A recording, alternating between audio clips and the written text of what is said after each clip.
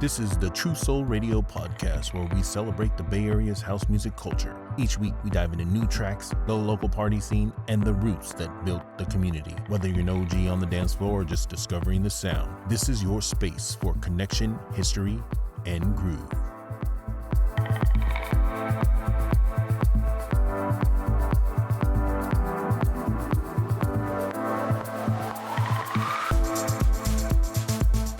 Today, we sit down with one of the true legends of house music, a man who has defined and carried the soulful, deep, and timeless sound of the Bay Area across the world. David Harness is not just a DJ, he's a storyteller. From his epic residencies at Universe and the End Up to the legendary Mighty Rio parties, David has been at the heart of the community, moving dance floors and shaping culture for decades. As a producer, his touch has graced the music of icons like Mary J. Blige, Luther Vandross, Aretha Franklin, Alicia Keys, and even Yoko Ono. From Coachella to Glastonbury, from San Francisco to the stages across the globe, his sets are more than just music, they're experiences. David Harness is a man who lives and breathes the beauty of house, disco, and garage. And today we are honored to capture his story, his journey, his philosophy, his legacy. All right, here we go. We're here with David Harness. This is your boy JoJo. Hello. What's going on? How you doing, JoJo? I'm good. Thanks for coming out. I'm happy to be here, man. This is going to be really cool. Yeah, this is really cool. We're going to have a little conversation. Okay. We're going to talk about the history. Some things. Some stuff that's been going on around TikTok and IG, and you know, we'll touch up on a lot of different things, but okay.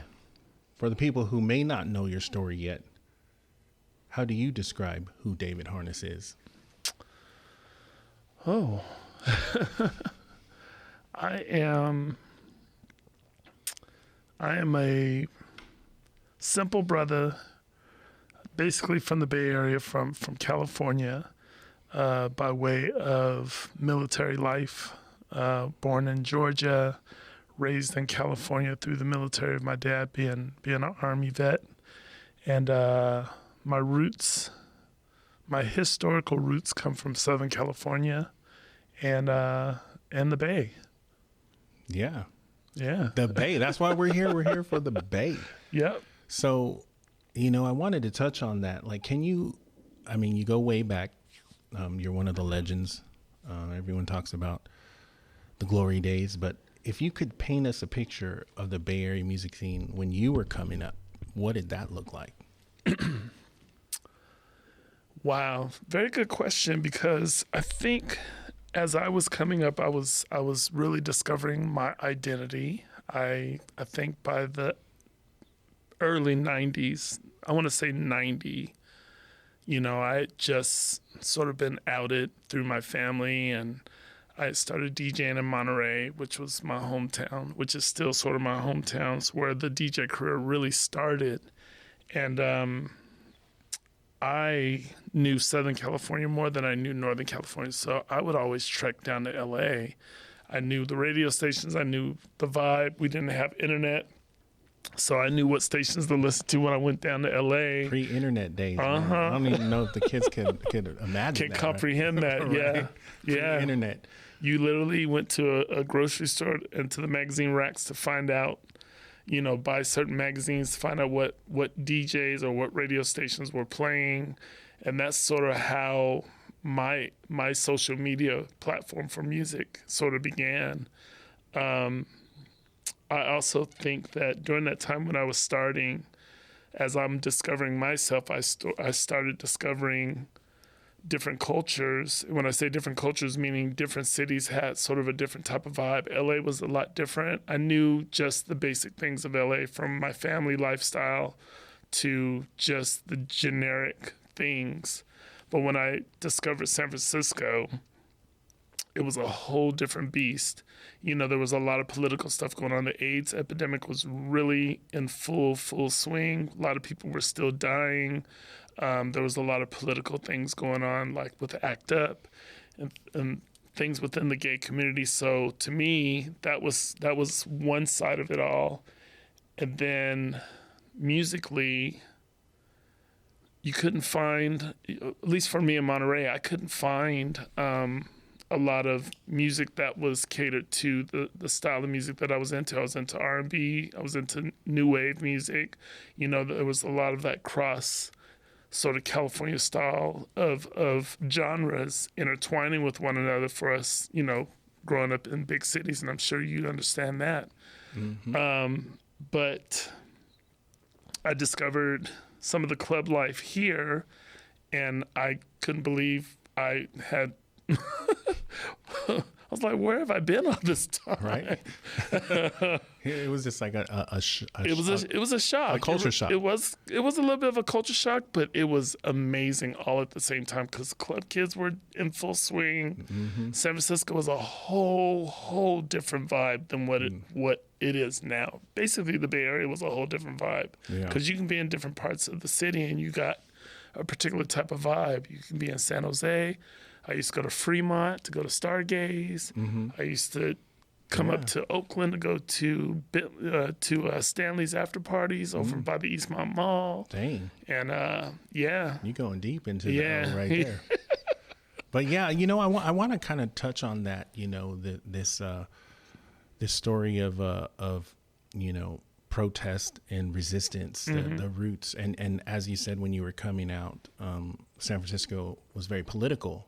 It really was, yeah. And of course, for people that don't know, House Roots is in resistance. It was a protest. Gay men couldn't dance together. Nope. And these spaces were very open to everyone, sexuality, gender, whatever. And which brings me to that special place, the End Up, right? And the tea dance. I want people to understand the tea dance and what exactly that represented and how did that kind of evolve from your understanding of it? I can't begin to tell you when the End Up started, but I know it was during the 70s, and it used to be... Okay, let me jump forward, then jump back, and go forward again if I can. Yeah. I started DJing at the End Up, I want to say 96, and I was there till 2000, maybe 2010 or 11. Mm-hmm. So I was there for a long time. Yeah. In the beginning, it was just playing a guest spot here and there, and then I became a Sunday resident playing in the afternoons. The End Up, for those that don't know, was a club that is still around. I don't know how their hours are, but during the time I played from the late 90s all the way up until 2010, the club would open on a Friday, close Saturday morning for a few hours, open up Saturday night, and stay open until Monday morning till 4 a.m. And that was the end all be all. Everybody went there. There's so much history about the End Up. Even for me, I'm still learning new things about it, but I can only speak my truth of it. Mm-hmm. My first residency there was Sunday tea dance from 4 to 8 p.m. And from there was a party called Fag Fridays. Don't be offended, but for a while, we appreciated that word. That was Friday nights with Dave and Jose, the Petersons. And that was a legendary party in its own right. And I became a resident there. So I'd play Friday and then play Club Universe on a Saturday night and then turn around, get a little disco nap, sleep for a little bit. Right. And then play 4 to 8. And then Devotion would come on after. Yeah. Devotion was around for a good number of years, and then when they decided to leave, I was offered their slot, which was from 8 p.m. until 4 a.m., 8 p.m. Sunday night till 4 a.m. And my 4 to 8 slot was legendary in its own right. They called that church. It was, it was jam packed every Sunday. You were there. Everybody was there. Everybody who wanted. I was there. I'll admit, I was there. It was an experience. It really was an experience. It was an amazing, emotional. It was therapeutic for a lot of folks. Mm-hmm. It was really. I think the End Up itself had something that was very eclectic but yet rich about it. You know, you saw all walks of life there, from transgender to straight kids to the who's who that were in the industry. You know, sometimes you see folks from Digital Underground there. You would see Narada Michael Walden coming in from Marin. You would see, you know, the DJs, Doc Martin, to the who's who. I mean, that place had everybody come through there. Mm-hmm. It was so cool. Yeah. But it was that club was ghetto. There's definitely, if those walls could talk. Oh my God! There are some stories. There are some stories. Plenty of stories from that place. It was a legendary venue. Yes, it really was. And yeah, I think the inclusiveness, I mean, me being a straight kid from the East Bay, walking in and being able to go there and feel be yourself. Yeah. Be yourself. Feel welcome. Yes. Not be judged for where you are or what you're wearing. Exactly. A very inclusive space, a very special place for a lot of people. And I think, you know, the whole thing with Sunday and being church, I mean, back then, you know, you're talking the 90s, the church really would look down on people. They really did. Yeah. And what made it great, you know, I am a very spiritual person. When I say spiritual, I mean, I'm not one of those that want to preach the gospel to folks, but at the same time, I believe in a higher caller, and I believe that the gospel can be told to people, and the music, which we call house music, has that root to be able to tell those type of stories, and you can interpret it the way you want it to be interpreted. Mm-hmm. And I used to always interpret it to be something that was of a healing source, mm-hmm. and very, very spiritual. So to me, even if I was playing a record that was saying "fuck you" in the ass, mm-hmm. it was still like, you know, the kids would be screaming. the energy, I think you're right when you say it gets you right in the heart center. Mm-hmm. I guess very much so. Energetically, very much so. It's such a great healing situation for a lot of people. Yes, indeed. And you know, I'm not sure if we covered this yet, but you know, everybody that I know has an origin story with house. Like, I remember the first time I heard house music, and I was probably 2 tabs in. My cousin's like, "Oh yeah, just take this. Don't worry about it. Whatever." You know, that's what it was in the 90s. Yeah. But what do you remember that first time? Do you have an origin story that first time where you actually heard the music and was like, what is this? When I first heard the music, I was living in LA. I was trying to I had moved to Southern California. I wanted to go to Chaffey University. I wanted to get into radio. And that was right in the beginning stages of me discovering my lifestyle. Mm-hmm. And I had one of my dear friends who passed away from AIDS, mm-hmm. that was living down there. He was my tour guide. Mm-hmm. He was not the best tour guide. But hey, everybody got one of those though. Somebody was showing you. Someone was turning you out. He was the one that turned you out. He was the one that gave me my experience. Tino, I love you for that with your crazy self. But mm-hmm. man, yeah, I mean, he knew LA like the back of his hand, and I was just like, and he was so flamboyant and crazy. Like, I mean, as soon as he opened his mouth, everybody on the block would look like, "Oh, who's this queen?" You know. But he was an amazing soul, and I honestly feel that a lot of his livelihood plays a part in me understanding the music and the culture. And so let me jump back to the answer. Okay. Southern California was where I moved to once I was trying to start my schooling and all that kind of stuff, and trying to identify myself with whatever I was trying to identify myself with. And there was a radio station called Kola, Kola, mm-hmm. and it's still around, but they don't play the music. Mm-hmm. But they were 99.9, mm-hmm. and they had a DJ on there. Well, first of all, they were playing the first record I ever heard them play, and I was like, "Who is this?" Was 2 Puerto Ricans, a black man and a Dominican, which later became CNC Music Factory. Oh wow! And the song was their second hit called "So Scandalous," and I was like, "Oh, this is dope. I love this song. What is this? I want to hear more. And it led me to KOLA, which was in the Inland Empire. And they would advertise that they were doing this. There was a DJ that was playing on a Friday night, and you should go check him out. It was in Riverside, called Club Metro. And the DJ was Pat D, and his crew was the Jack Factory. Oh, wow. And that's where I discovered house music was from him. Wow. And I was a huge fan. So I heard not only just, the So Scandalous record, but I also heard like Jam Silk. I heard, songs that I didn't even really know who they were until I became a DJ. Yeah. And then later discovered like, oh my God, they were part of the whole, there was like almost a 6 degrees of separation where they were part of the whole Chicago scene with Frankie and Power Plant and all that culture. I was just somebody that was admiring these songs, record them on my cassette tape and play them over and over and over again. Yeah. But that's where I discovered house music, and I just wanted more and more. I was like soaking it up. Wow. We've known each other, like 30 years now. Damn Crazy. near. And that's the first time I heard that story.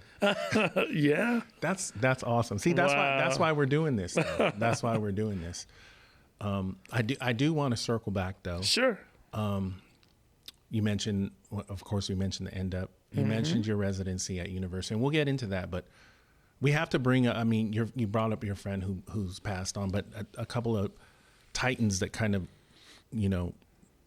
go through my mind. We heard of Ron Carroll. He passed on. Just passed away recently. Yeah, just recently. So sorry. Yeah, and that's terrible news. Very much so. Frankie Knuckles, yes, of course, the originator. Yes, sir.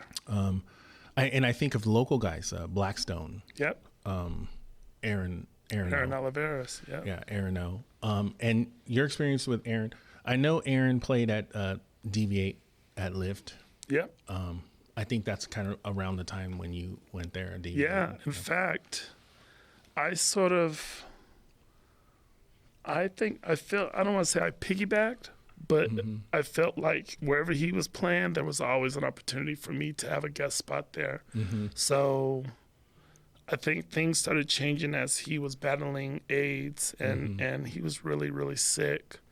So of course I would fill in. So I was still driving for a while. I was still driving up from Monterey to go DJ Friday nights at the Sound Factory because he couldn't make it every time. Yeah. But he was still doing Saturday nights because I think Rhythm was going on. He was a resident for Damon Jose at Townsend during those times.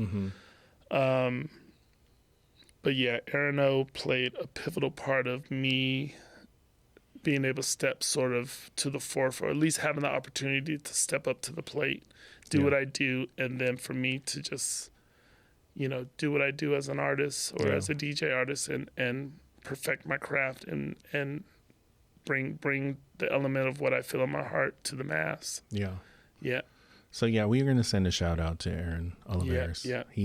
Aaron was he was a sweetheart. He was well loved. I'm sad that a lot of people still don't know him. There's a lot of people that, as soon as I say Aaron, they're like, who?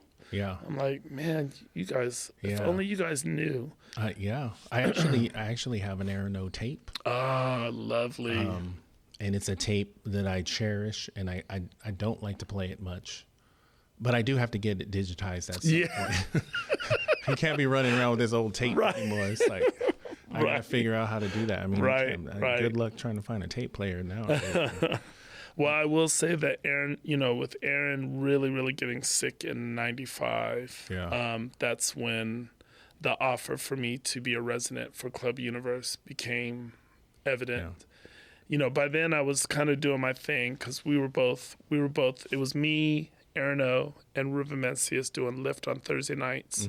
And during that time, we had started that party in 93. And that, I want to feel, that was actually my second residency. My first residency was Tilt.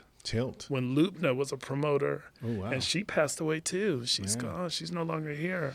So many gone. But she was the one that she was interested in me being a resident by Frankie Feliciano hearing me at Sound Factory. Oh, wow. Covering Aaron's One of Aaron's shifts. sets, yeah. And he was like, dude, you need to come play at this party night. That was my once a month gig on a Wednesday night. And I was still working at the Monterey Bay Aquarium 5 days a week in the education department. Oh my goodness. So I would drive up after work, play. For people who don't know, that's a like over 2 hour drive. It was a 2 hour drive. Yeah, Yep. yeah. Going and 2 hours. So 4 hours on the road. Wow. Yep. Put the work in. Hell yeah. These are the stories that behind the scenes that people don't When understand. when you're hungry to DJ and play music, you will do it by any means necessary. And you were bringing crates. I was bringing records. Record Yes, cases, I had a flight record cases. kit.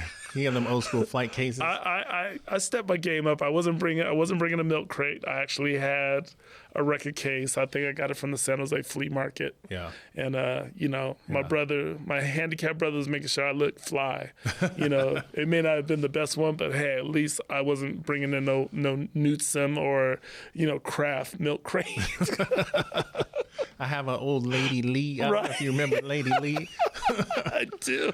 From Lucky. I do. I got one of those bad boys in the crates. Right. Or a Newtson. Right, the milk crate. Newtson. Yeah, the Newtson. I got a couple of those still on deck. They used to tear your record sleeves up though, pretty Oh bad. my goodness. Yeah. They tear your hands up by carrying, Yeah. you fill that bad boy up with records, man. I remember carrying, I think I carried your cases out of Universe a couple of times at 6 in.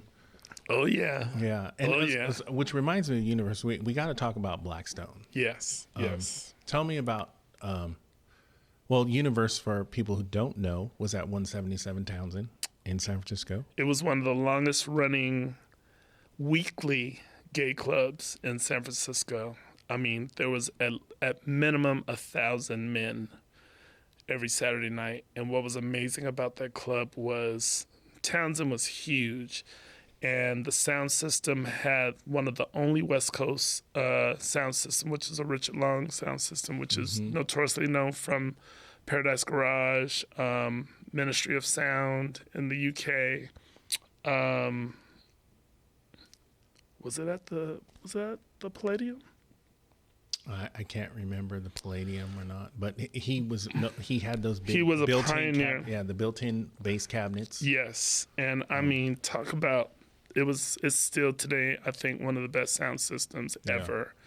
And when you went to Townsend, that's what you danced through. I mean, people would be in those in those cones, and it was. I spent many an hour in front of those stacks that were right in front of the DJ booth, and no problems. Yeah, no problems whatsoever. It was loud, but it was so clean. Like it did not bother you. And the cones, the stacks are still around. Yeah, they're still around. They were at Mighty, which is Great Northern now. I know now they from the last time I remember, I was told that they were sitting in a storage bin over in Treasure Island, but I believe they're sitting at SVN West.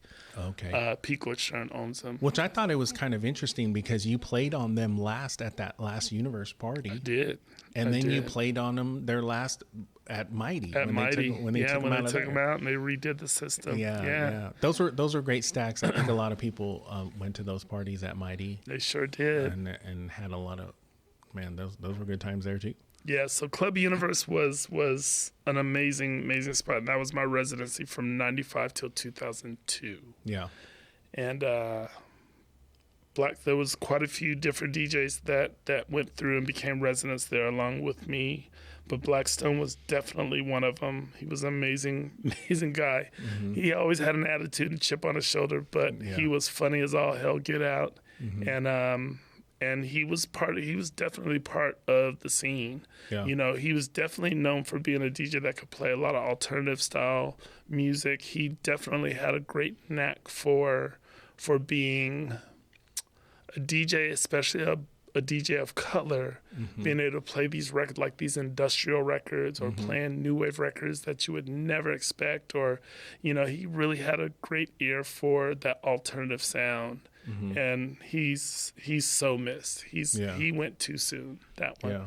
Yeah. Well, we're touching on a lot of this is the history that I wanted to get into. Of course, Universe. Yes. But along that, parallel to all this, you're doing radio, which I don't know if people know. There were actually radio stations here in the Bay Area that played house music, underground house music. It sure did. And I remember was it the Underground? I think was the one with Hoscarelli. The Underground was with Hoscarelli, and Nocturnal Transmission was another one that off the top of my head, that one was on 94.9. That was on what? No, it was on Wild 107. Wild 107, that's right. Then it became Wild 94.9. Yeah, that's right. Wow. And Wild 107 used to be KSOL. 107.7 was the KSOL. only R&B station back in the 90s. Yeah. And then when they changed they didn't change formats, but they just changed call letters. And KMEL had also became the People station from Camel 106. Yeah. And they were really the forefront of what was going on within the music scene, especially during the early 90s with the freestyle movement and things like that. I mean, music here in the Bay was top notch. Yes. Let me tell you, people around the world would go, okay, yeah, you can find out what they're playing in New York, find out what they're playing in LA, but they also checked what was going on in San Francisco because we were dropping records, man. Yeah, that was a great time. It really was. That show on 106.1, that was Yo Mama's House. That was Your Mama's House. Yo Mama's House, I remember that. Patrick Wilson. Foxy. Yeah. Patrick Wilson, Peter Vila, and David Harness. Yep. For those who don't know. Foxy Brown. Foxy Brown. Yep. And I haven't seen Foxy in a minute. I don't know if he's still running around. Last thing I remember, he was in Los Angeles. Okay, well, shout out to Foxy Brown. Yeah. Because he actually taught me to DJ. Like he gave me some pointers when I was first learning how to beat match. This was in 1995. Yeah. But after the show, because I would answer phones there at that show. I remember. I remember. You were the intern. Yeah. You were officially the intern of Your Mama's House. Yeah. Yes. I did a lot of phone answering. Yeah, you did. That's all I did. He broke up a lot of fights too. Yeah. Oh, there was always something going on behind the scenes at that show. That was a great show. It really was. It was a great experience. Yeah, I was there from 95 until 1999. Yeah. Yeah. And that was and like I said, this was a pivotal time in the Bay Area, I believe, for house music. You're talking about the 90s. And I mean, to some, it was a golden era of house music. There was a lot of big records that came out then. Yeah. There were a lot of labels that were doing some amazing things. Strictly Rhythm, Nervous, all the class casual, a lot of the, I mean, you're talking about the nitty gritty, right? Mm-hmm. But, and we're kind of getting into this, the role of the Bay Area and how it influenced globally. What do you think made the Bay Area so distinct from Chicago or New York or Europe? I have to say there was a combination of sorts. One, we have such a unique audience. Not only is it just the Black culture that sort of creates the foundation of it all, but you have the Latinos, you have the Filipinos, you have a lot of various cultures that embrace that soulfulness of it all. That's why we got Hella, Hecka, and we got hyphy, we got the woo movements. I mean, I can go all the way back to my teenage years when I was trying to woo baby and all that kind of stuff, sneaking into Stargaze or sneaking into Studio 47. Hello. But to me, that's what I think made us so unique from LA. LA was just down the road, They were two different worlds back then. It was two completely different worlds. Yeah.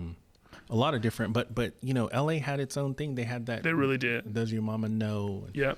Marcus White did his thing out there. Does Your Mama Know? They had The Catch. Yeah. Catch was kind of like The Catch. Just to give you a little bit of that LA history, The Catch was sort of like the Paradise Garage for LA, just because it was Jules' spot. Rest in peace, Jules. But, she was lesbian. She owned it from the early 70s on, and she was another one of those that was influenced by the culture of what we were seeing in New York, too. Yeah. So I think a lot of our foundation, especially for the Bay Area, comes from roots of folks that have seen what was going on in Chicago and what was going on in New York. And you can't even forget about New Jersey. New Jersey's right across the water. Yeah. You know, and Definitely a distinct sound. that was where I was buying my records, was from New Jersey. Living in Monterey, I was buying records from New Jersey, Wow. from Moving Records, which was a record label. Oh, wow. I wasn't onto that. So my whole thing, I was doing downtown, and what was the other big record store out in New York? It was downtown. There was Satellite. There was Dance Tracks. Dance Tracks, yeah. Dance Tracks was huge, Yeah. you know. And then here in San Francisco, we actually had a lot of record stores. Oh, we had some amazing Yeah. record stores. There was It was Clear Upstairs Records in San Jose. upstairs, yeah. That's where I met Julius Pat for the first time. and oh my gosh. I will never forget this story. I remember going up in there, Jack De La Rosa. Oh, wow. And I wish I knew where he was at. I hope he's doing fine. Well, I hey, hope he's maybe around. someone will know out there. We'll put it out on the airwaves and see Yeah. if Jack De La Rosa's still around. He was one of those guys that whenever we went to a record store, and I know JoJo, you can agree upon this. You know, we had record stores that we would all congregate to. So for San Francisco, there was BPM, Zebra. There was In-house. Star Records. Star, yeah, I remember Star. In-house was In-house yeah.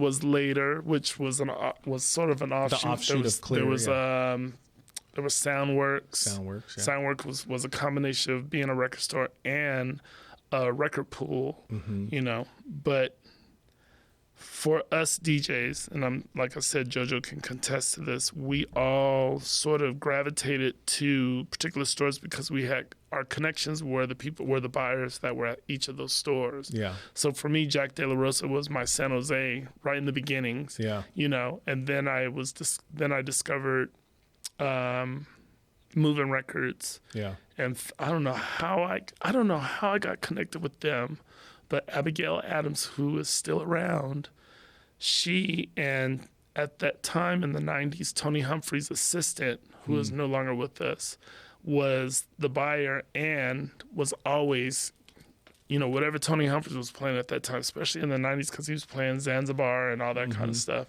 You wanted whatever he was playing. Yeah. I was like, oh, he's playing that? I want it too. Right. I think that's the one thing that a lot of people don't understand. There is an unsung part of being a DJ, is that you had these connections and these relationships in the record stores, and they would pull records for you. They sure would. Because they knew your style, they knew what was hot. Because I don't know, people don't understand, when you go into a record store and you're just going in cold, it's like finding a needle in a haystack. It really is. unless you really specifically know what you're looking for. If you're like, okay, I'm looking for Pete Heller, Yeah. there may be a little bin. Yeah. You might get it. Yeah, you might know, or you might remember a sleeve. That's if they're not sold out. Right. I used to watch you guys when you guys were playing over at, you know, whatever, 1015 or whatever. I get to see like the sleeves. Yeah. And then I go like the next, you know, whatever, the next time I get to the record store, oh, let me look for that sleeve. I'm looking for the artwork to find the particular record. And you find us DJs have them white labels. Yeah. See, they had a writing on it with a little marker. Oh, yeah. Man, well, see, that was the other thing. There was even, I don't know, I saw the acetate sometimes. Oh, yeah. I still have some acetates that wow. still play. Wow. You know, but so we might have to explain to the audience what an acetate is. Well, the acetate is just, I guess it's a temporary record, right? Yeah, it's not heavy. It's not on vinyl. I forget what it was made out of. It's not. I think it's made out of acetate. That's why they call it acetate. Yeah. That bad boy weighed a good 7-8 pounds.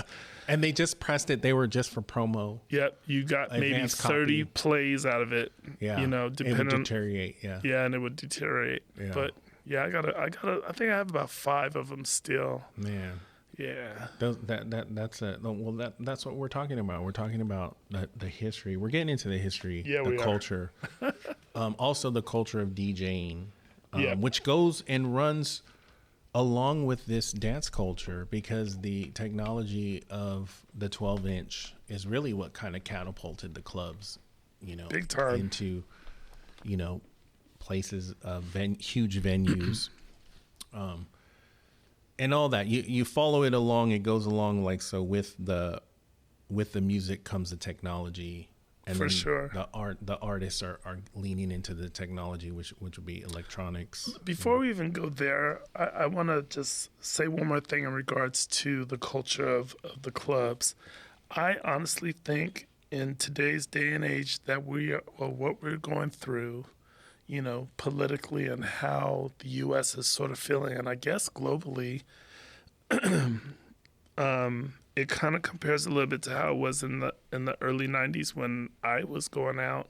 Mm-hmm. You know, you really went to these clubs to escape Definitely the madness of what was going on for sure in the world around you, especially within the gay community. That was our way of being free, mm-hmm. not having to worry about somebody calling us, you know, whatever derogatory they wanted to call us, which was always mm-hmm. pretty much every day then, and probably still is to this day a little bit. But I've noticed that now, I'm going to throw this story in there. I just finished playing Treasure Island with Honey Dijon. Place is amazing, packed, thousands mm-hmm. of folks there. And I'm sitting back in the VIP area with some of my close friends, and we're just laughing and just having a really, really great time. And this beautiful woman comes up. You know, we see her coming to us because she was so striking. Mm-hmm. And she goes, "Can I ask you guys a question?" And we're like, "Sure." You know, as we're just amazed by her beauty. And she goes, "I don't know why the gays are not talking to me about Palestine." And we just kind of like, mm-hmm. you know, I mean, we weren't disrespecting that whole ordeal, but that was like the last thing we wanted to talk about. Yeah. You know, here it is. We're in this fun environment. This vibe is just cracking. You know, everybody's having a great time. Everybody's smiling and mm-hmm. being silly and all that stuff. And then that particular question came about, and I could tell my friends were a little disgusted, like, this mm-hmm. is the last thing I want to talk about. And yeah. I took it upon myself to say, listen, I go, everybody's here to escape the bullshit that's going on in the world. We need to turn it off for a minute, just have a minute to just enjoy, mm-hmm. release the tension, have a great time, love, and do whatever that's going to make you happy. And mm-hmm. I said, why don't you go back to that tomorrow? Mm-hmm. Ask those questions tomorrow. Right now, you're amongst people that are having a great time. They're going to embrace you and, you know, let you dance with mm-hmm. them and mm-hmm. give you a great vibe. Just enjoy it. And she was like, I totally get it. I will. And mm-hmm. I think I saw her maybe 20 minutes later. She was out there having a good time. I was like, there we go. There was that saying, leave your problems at the door. Right? Exactly. You know, and I still believe in that motto. Hey, and that's real. You know, you come into the space and you want to leave all that negative energy out. And it really is what you put into it, you get right back out. So true. So true. So you go in with the positive mindset, and there's going to be positivity just coming out. You know, all the time. Everybody wants to have a good time there. Very much so. And that's the one thing that I really do. You know, whenever I'm out, I really enjoy that aspect of house music. There's the unity, and there's the sacred. There's something sacred. And even though I don't really groove anymore, I'm standing around now. I mean, I'm you vibing. And you know, I got my little like you're a DJ viber. I got like my head bob kind of thing. You know, I might get a little like toe tapping going. But how I know I get you is when you come up, you like, what is this? Oh man, I try to refrain from that. I used to be. You better not. I used to be over there over your shoulder looking, but it's all good. You know. I guess for these young kids that don't know, that's what we were calling train spotting, was when mm-hmm. cats would go up to the DJ booth and they'd look at what was being played or what vinyl was being played, so that way they could figure it out. But yeah. I've known JoJo for almost 30 years. He can go over my shoulder and he just damn near asked me, what record is this? Yeah, what record is it? I'll let you know later. Yeah. yeah. Sometimes you're too much in the zone. Right. And that, you know, that we gotta give Patrick and his party out Elements. So hell the Elements party that they had there, the anniversary. Was it the anniversary? The other month that we were there? Yeah. And you're so much in the vibe. You don't even say hi to me. Like you just, and that's weird. That's weird. I mean, I think out of 30 years, you've always stopped, give me a hug. Hey, JoJo, blah, blah. But you just gave me like a quick look and a fist bump. And I was like, I think I was so focused. Let me tell you, trust me, when he tells me that, I'm of course gagging because that is not. He's absolutely right. Whenever I see him, I always give him mad love and all that kind of stuff. But there are these moments where we are so caught up in the groove. Yeah. It was one of those. It was one of those. Well, I'm gonna use a phrase that from way back in the day. You were going in. I sure in hell was. But when I was done, I found you. Yeah, no. I mean, you came up and said what's up. I mean, I sure the hell did it. My feelings weren't hurt that bad. I was. I kind of took a moment in the bathroom for a minute. Oh, you need to quit. No, I'm totally kidding. No. But I knew you were in the zone because I've known you a long time. Yeah. I've been in your booth. Actually, you've been in many of my booths. That universe DJ booth, man, that amazing. Booth, the 3 turntables, the Yuri. I just remember sitting on the steps. Hydraulic lift. Oh my gosh.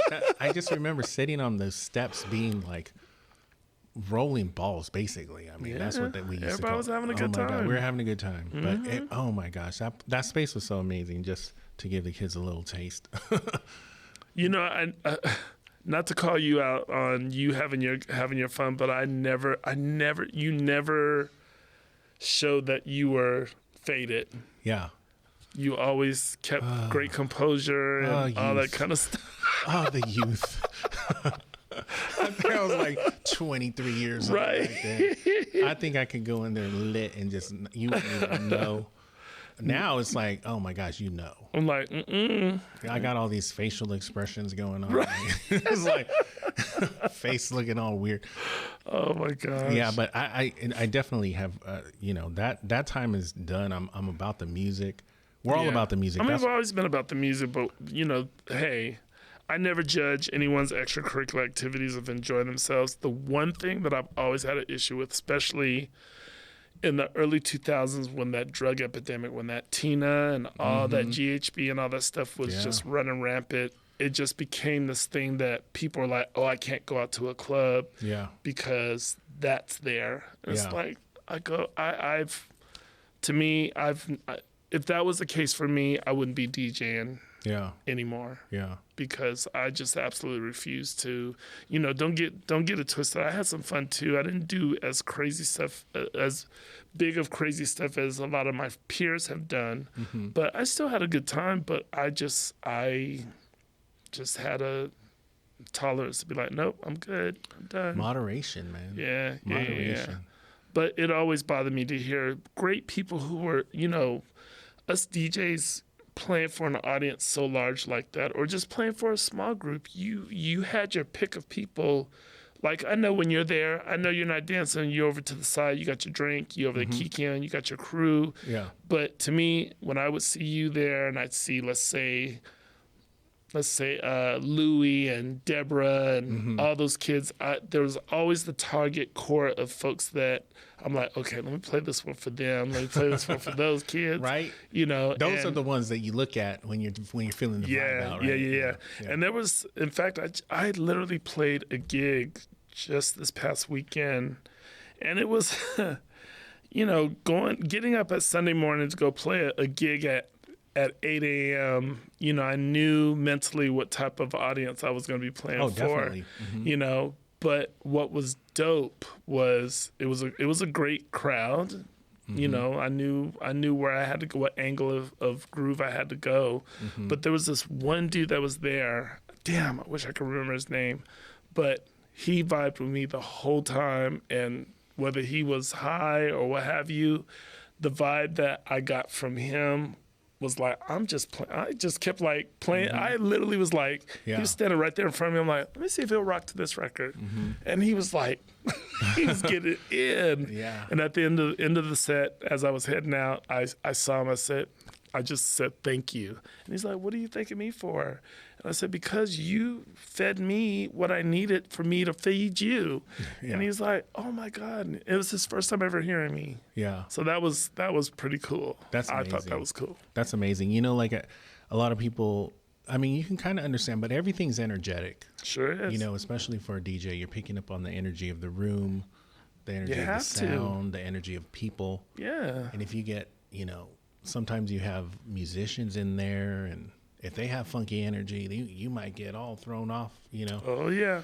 You can feel it too. Yeah. Like, so that's why we say leave the problems at the door, because this is a spiritual situation, an energetic situation. Let loose. Yeah. Enjoy it. And if you don't like it, you can always walk out and go home. Right? Simple as that. You don't have to come. Don't show up. Right. Stay home. I mean, if you're going to show up, it's maybe your first time there. It may not be everyone's cup of tea, but don't be there and be mad and then make it a horrible night for everybody else because you're mad. Right. So that's a little club etiquette for you. Just a little bit. We're throwing everything in. We're gonna put everything in this podcast. There's a whole lot of gumbo. So we're here. We got to get back. We got to get back to some of these. I had a whole script. We're going off script. Oh, sorry. We talk about the venues. We talk about the history. We're talking about etiquette. Let's talk about some DJ etiquette. That's what. Let's get into that. Let's talk about the craft. I mean, a lot of people don't understand the amount of work that goes into learning how to DJ. I think nowadays it's a lot easier nowadays with the technology. There's definitely some simpler ways to go about it. Yeah, you have the visuals. You can see, if you're, the tempo. Back in the day, you used to have to do that by ear. Yeah. Right. And putting together sets, curating a set, I think that's a lost art now, So how so, may I ask? So, I want to, since I have you here and we're talking about the craft, I want to talk about storytelling. Okay. Because from the advent of, this culture, you talk about the loft, you talk about, the garage, right. The warehouse. Right. People talk about telling stories, a DJ telling stories. Yeah. And I want to get your perspective on that. What does that mean to you, telling a story as a DJ when you're up there? It's a combination of sorts. It definitely goes by feeling. 1, 2, it's the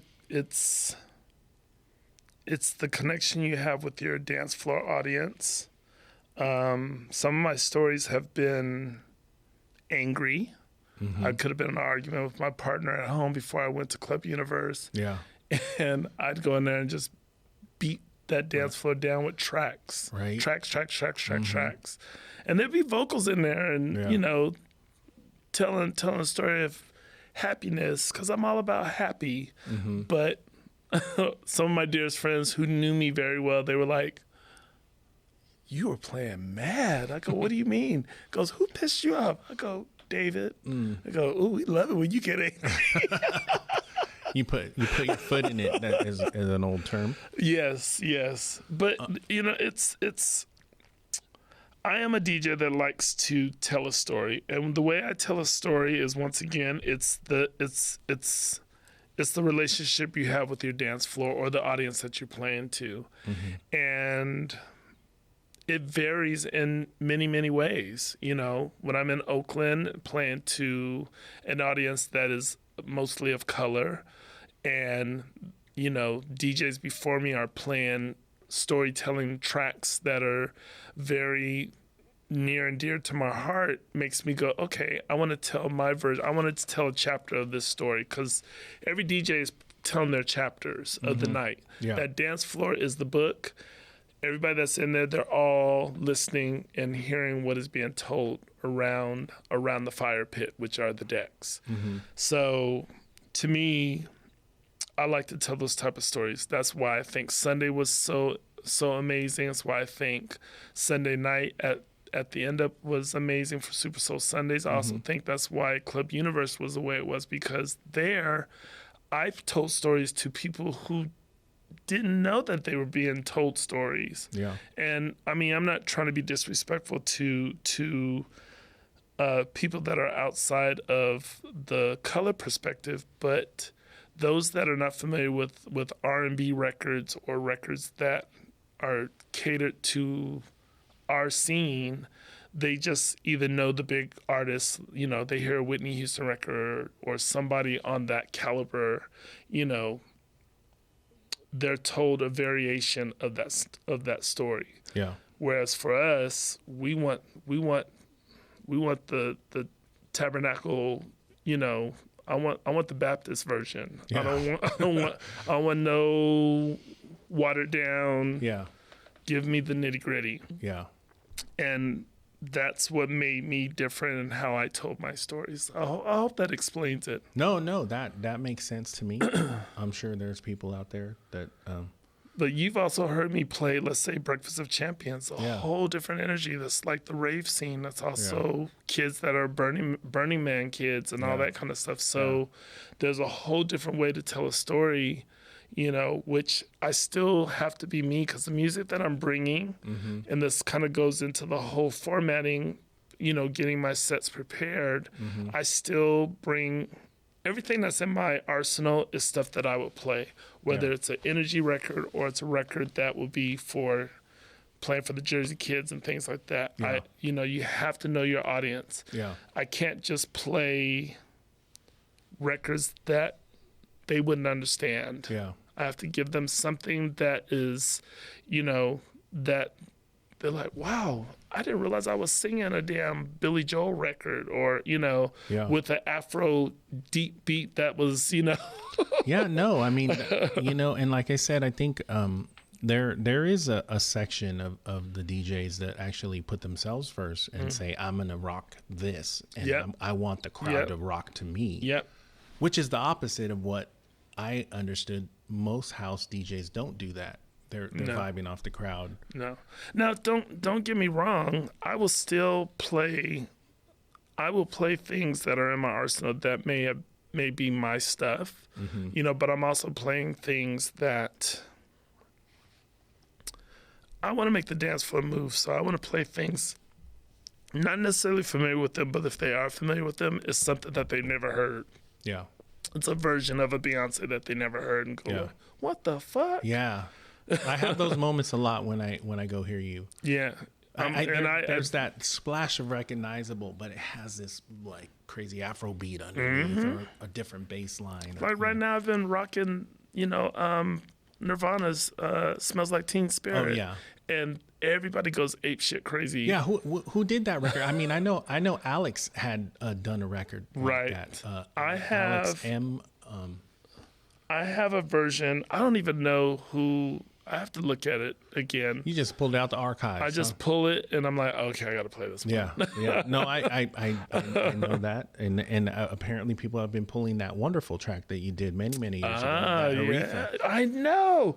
I have to give props to Natasha Diggs. So I did. So Peter Vila and myself did a remix of Aretha Franklin's song for J Records when she was still around, called "Wonderful," and it did well. It was on the Billboard charts. I think it charted somewhere within the top 10. So I was very happy to have had a top 10 dance hit on Billboard, you know, in the early 2000s. And of course, you know, us DJs / producers, we just are always moving on to the next. And I want to say earlier this year, Natasha Diggs was doing one of her Soul on the Horn parties, and she's always, you know, doing her little Instagram or TikTok clips of her dancing to something she's rocking, and she was playing Wonderful, and everybody was like, yo, what record is what that? record? What record is that? You ain't even seen that, man. That thing didn't even come out digitally. Right. It did not come out digitally. It was on the record. It was a promo. Yeah. I was very fortunate that you guys slid me that. I got that. And, and the elusive dub. The dub. Oh yeah, the dub. The dub is 1 2 1 2. I need more echo. Right. You gotta flip that. Man. Give it like a, you know. Give it a new beat. Give me one of those new David Harness drums with a little. I can do that. And then just get that vocal on there. Okay. You know? Okay. Done. Right. Well, we're getting close to time. This is amazing. I'm having a ball. No, I wish we could talk for 2 hours, but unfortunately, we're here at the California State University of East Bay. This is awesome. Yeah, and we're just trying to well, I wanted to get you out here. I wanted to put something on tape. I think we did a good job. We covered a lot of things. There is one question that I want to ask you. I didn't do it. It wasn't me. And No, this is probably going to be the hardest question for you out of all the questions that I'm going to ask you today. Okay. This is the hardest one. And we'll close with this. We're going to close out with this. What is the one record that you could never live without? The one you get one. And I know you're such a fan of soul and all the roots and is it can I ask is it pigeonholed to be what I would be I play as a DJ? Not as a DJ. It could be an influence, it could be anything. The one record. I can't even answer this question. Oh my goodness! So I know I put you on the spot. Okay, I have to say this, and I've said it I think a few times, and every time I hear it, I don't know why it triggers me, but it's Luther Vandross' "Never Too Much." Oh, I was just thinking the same damn record. Every single time I hear that record so many times, and every single time I stop. You let it play through. To it. You let it play all the way through. I'm like, that's the one record I'm getting goosebumps right now just talking to you about. That is the one record I will not turn off. It is just amazing. Yeah. Yeah. Well, thank you, David, so much. This was cool. Thank you. Yeah. Thanks a lot. Yay.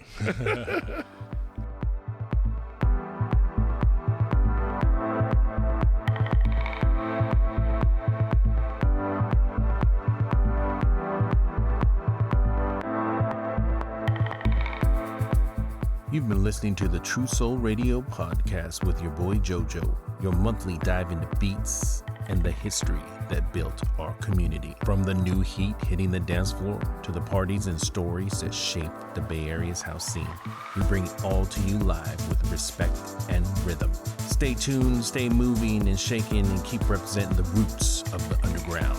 Once again, this is TruSouL Radio. Why don't you stay tuned? We're going to get into some music, 1 full hour of new music. Once again, thanks for tuning in. Thank you to David Harness. This is TruSouL Radio.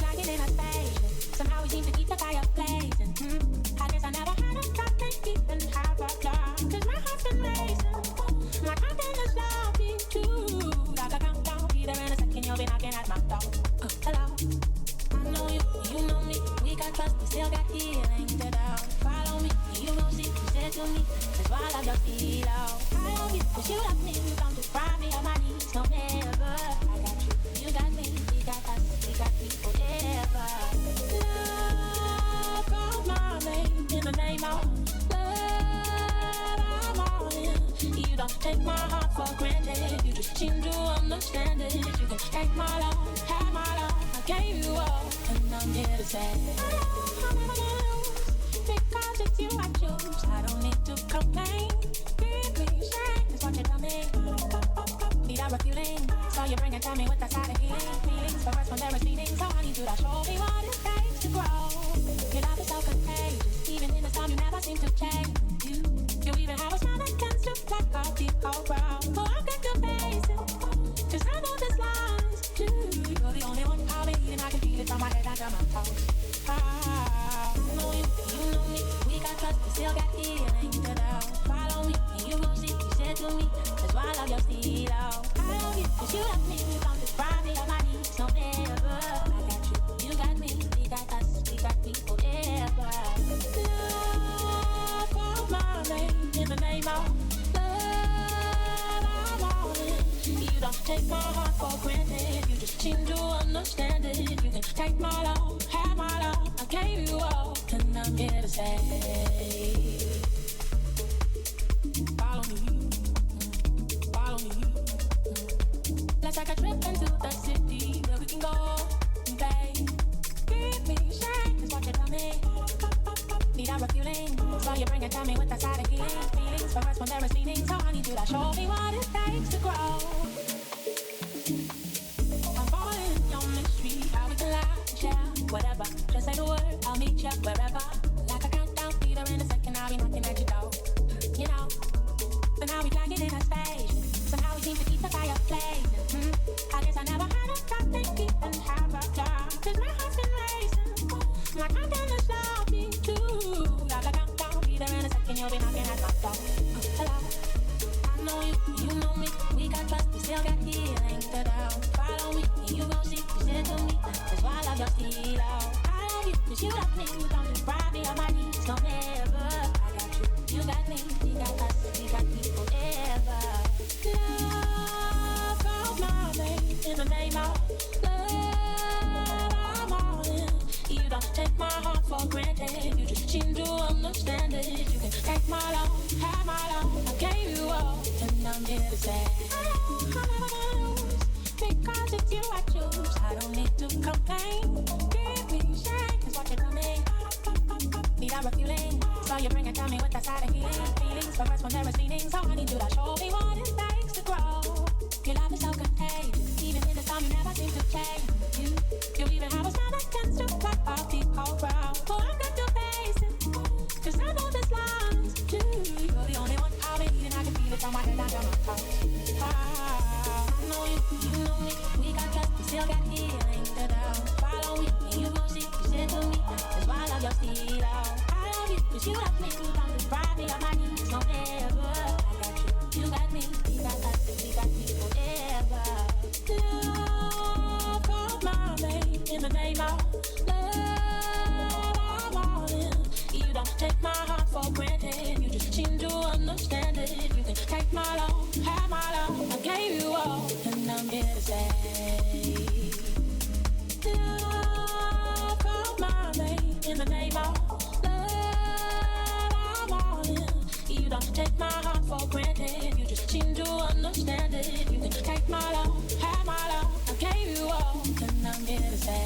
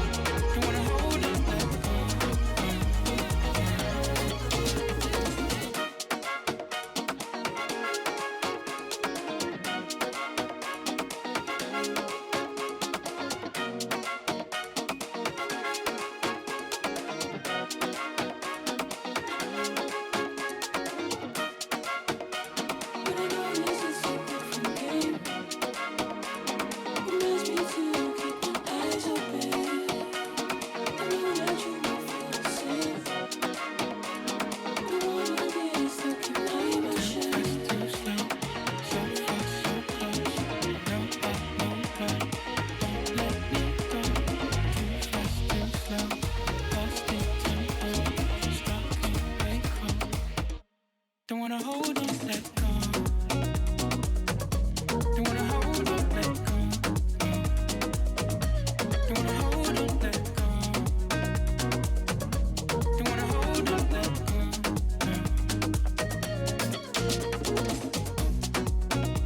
And I know this is a different game.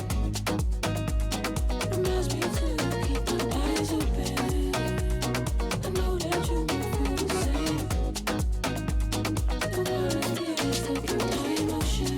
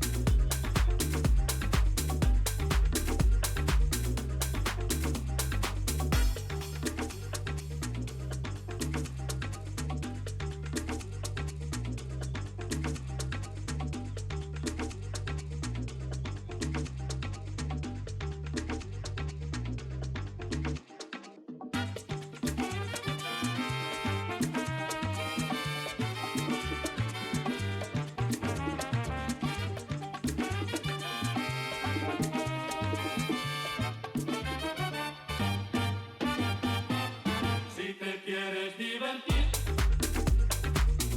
con encanto y con primor, solo tienes que vivir un verano en Nueva York. Si te quieres divertir con encanto y con primor, solo tienes que vivir un verano en Nueva York.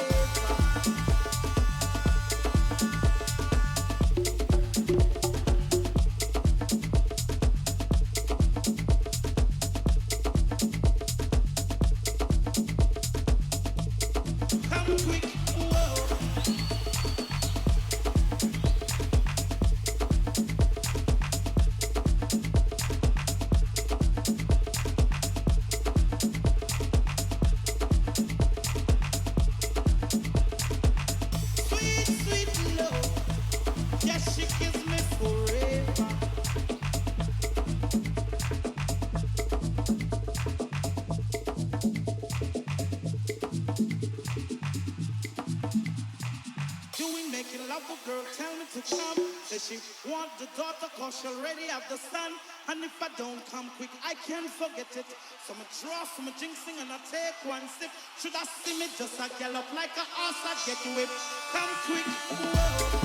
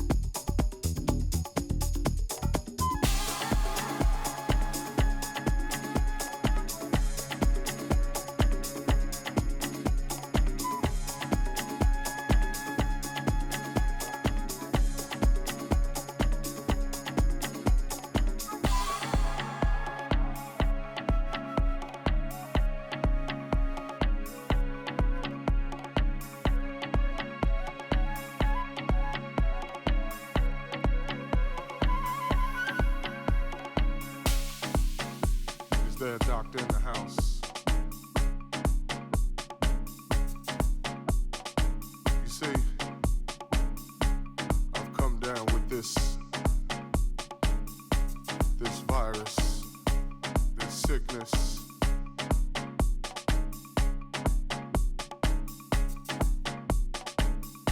So I don't really know what's going on with me. I know when I hear fo-fo bouncing down on the floor, I just want more. Somebody help me. I need help. Somebody help me. I'm sick. I've been infected with house music. I'm sick. I've been infected with house music. I'm sick. I've been infected with house music. I'm sick. I've been infected with house music.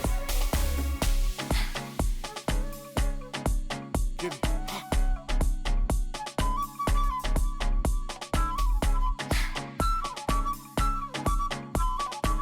Get it. Yeah.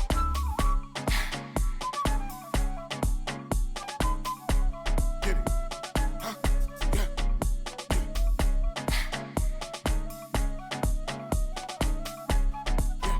Get it. Doctor, it's like my temperature is rising and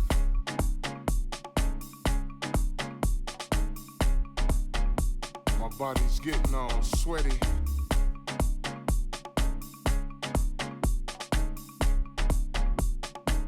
And I know it's a room full of people, but when it comes over me, it's like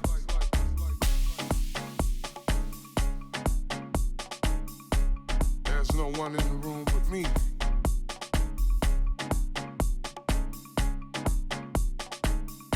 So can you please tell me what's come over me? Somebody help me. I need help.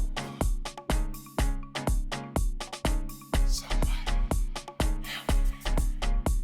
I'm sick. I've been infected with house music. I'm sick. I've been infected with house music. I'm sick. I've been infected with house music. I'm sick. I've been infected with house music. Get it.